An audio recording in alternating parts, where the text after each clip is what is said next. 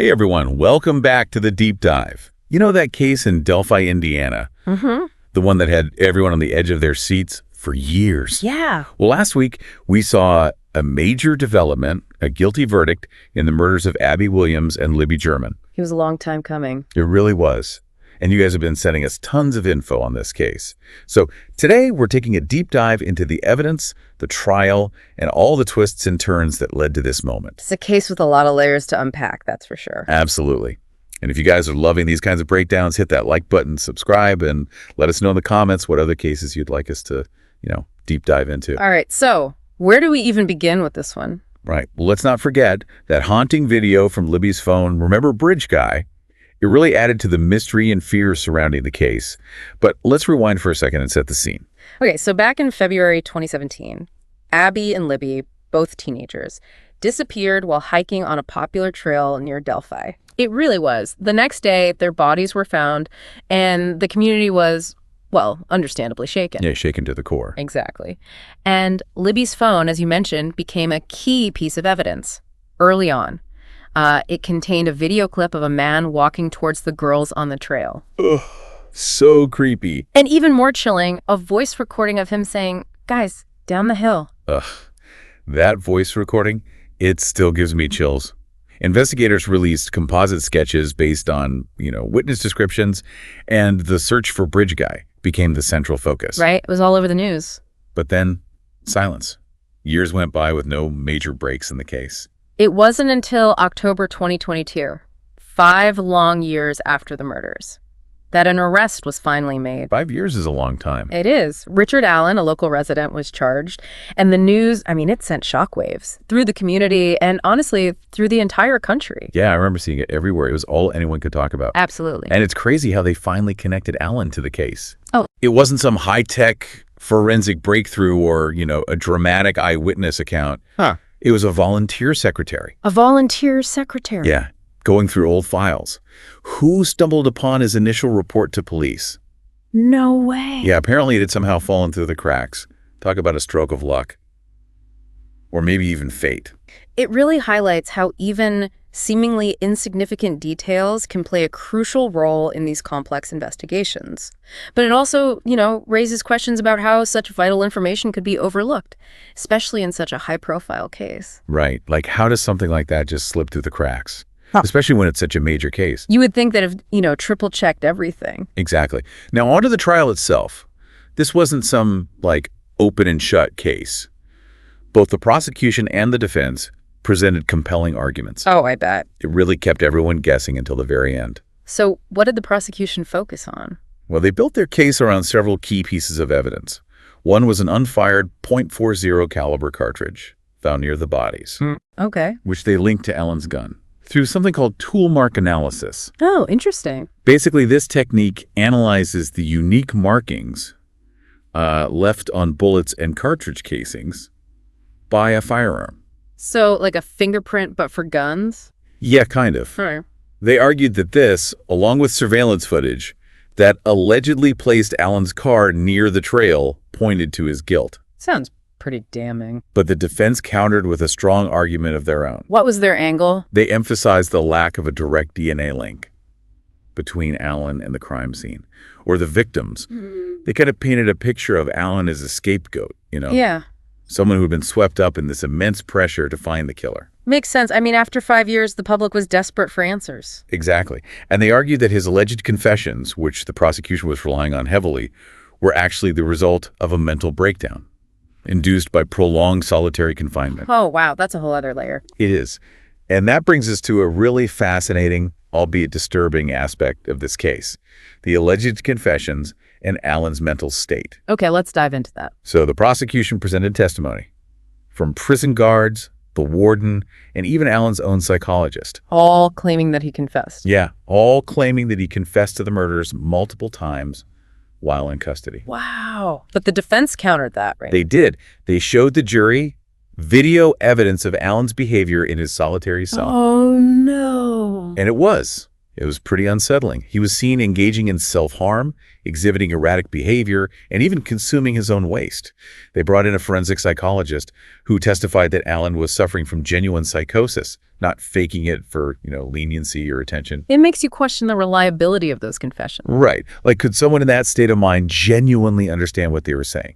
Was he truly admitting guilt, or was his mental state so fragile that anything he said was essentially unreliable? Tough question. It also shines a light on the broader issue of solitary confinement and its potential psychological impact. Like, is it ethical, even legal, to hold someone in such extreme isolation, especially when it might be affecting their ability to participate in their own defense? It's a really complex issue with no easy answers. Definitely.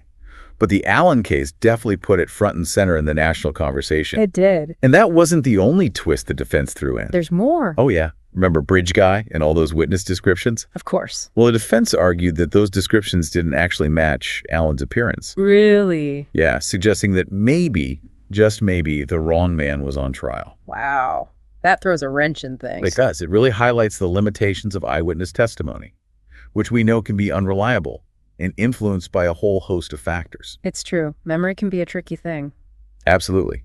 And as if the Bridge Guy discrepancy wasn't enough to raise eyebrows, the defense brought up another intriguing detail. Okay, what's this? They presented expert testimony based on data from Libby's phone, suggesting that someone might have plugged in headphones or an AO cable after Allen would have already left the trails. Hold on, so they're saying someone else might have been involved. That's what they're suggesting.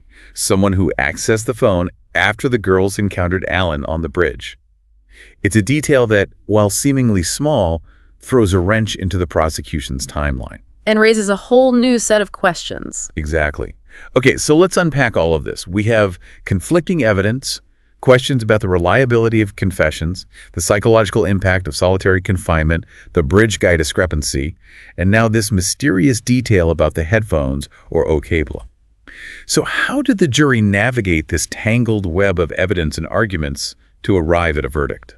That's a great question, and that's exactly what we're going to explore next. We'll delve into the verdict itself and unpack its implications for the case, the community, and even for our understanding of the criminal justice system as a whole. Don't go anywhere. We'll be right back with more on the Delphi murders and the guilty verdict that has finally, after all these years, brought a sense of closure to this gripping case.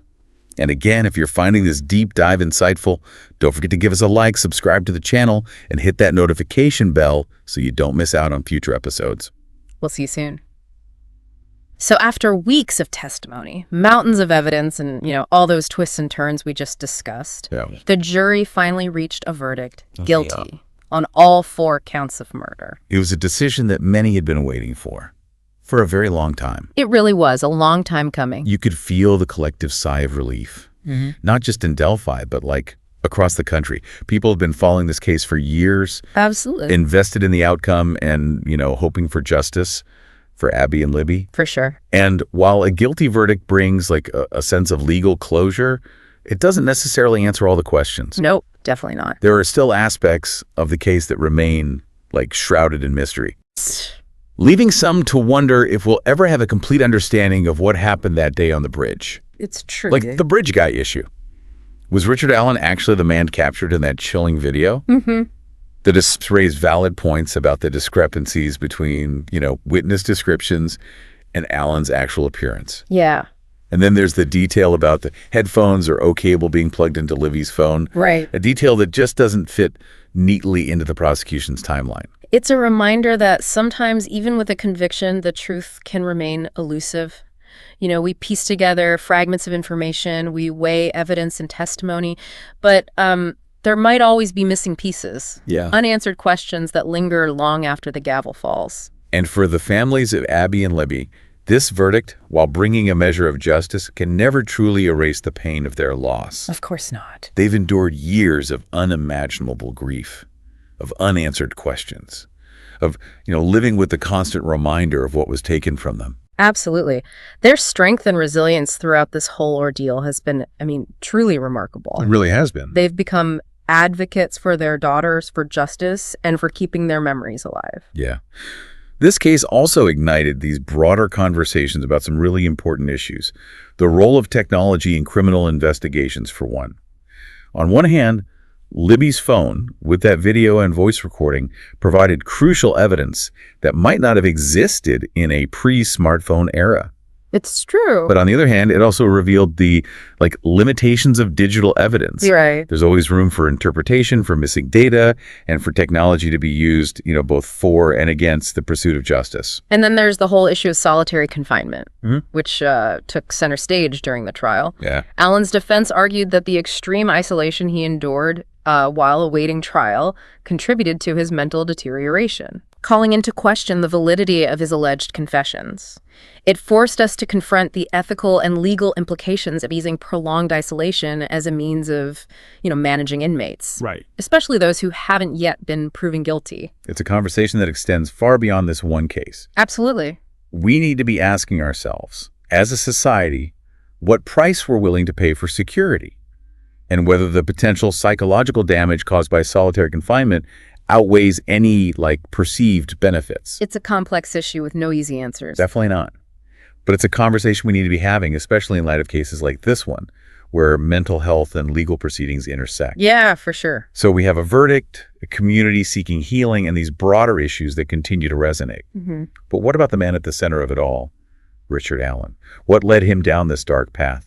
What motivated him to commit such horrific acts? Well, that's one of the biggest lingering questions. We might never truly know what drove him. There's been no clear motive established, no personal connection revealed between Allen and the victims. Right. And that, in a way, makes it all the more unsettling. It's like staring into a void, trying to find an explanation where there might not be one.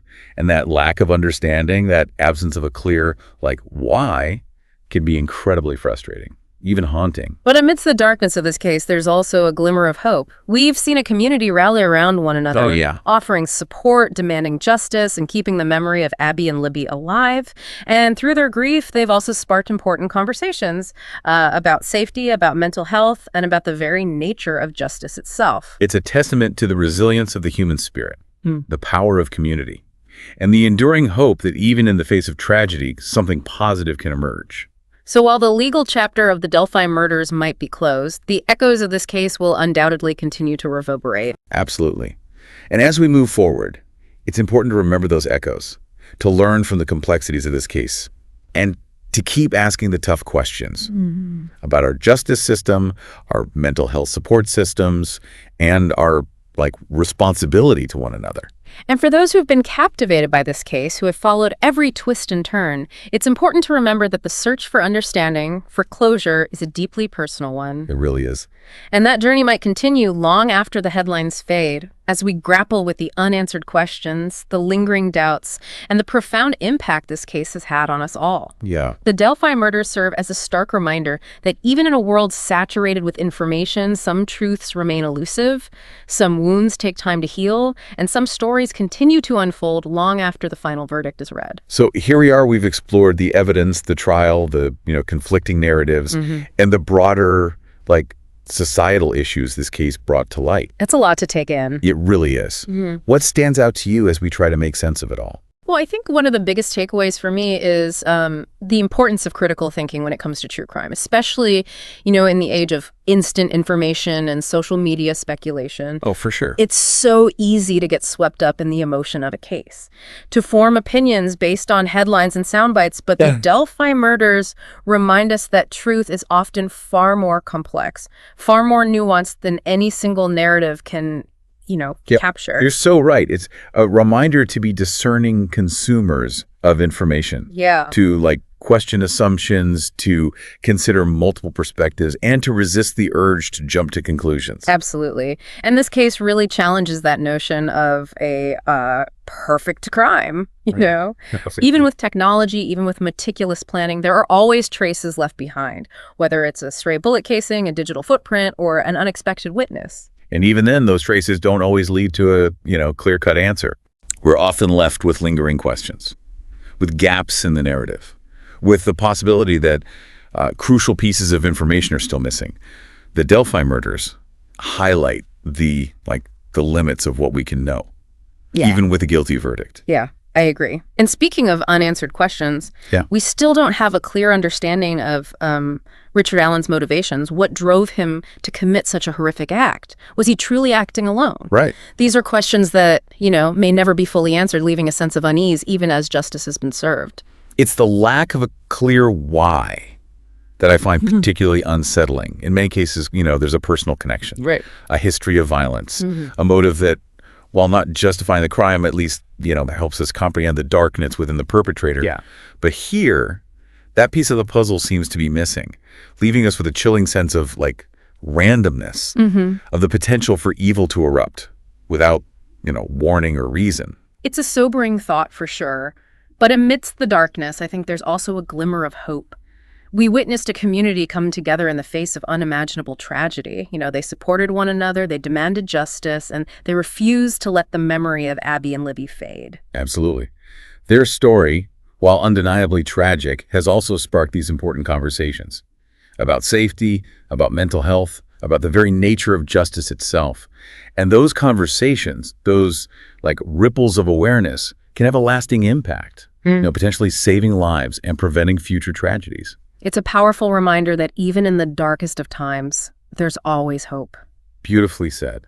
And for all of you listening, we leave you with this. Stay curious, stay informed, but always remember to look beyond the headlines. There's often more to the story than meets the eye. Thanks for joining us on this deep dive into the Delphi murders. Until next time, stay safe out there.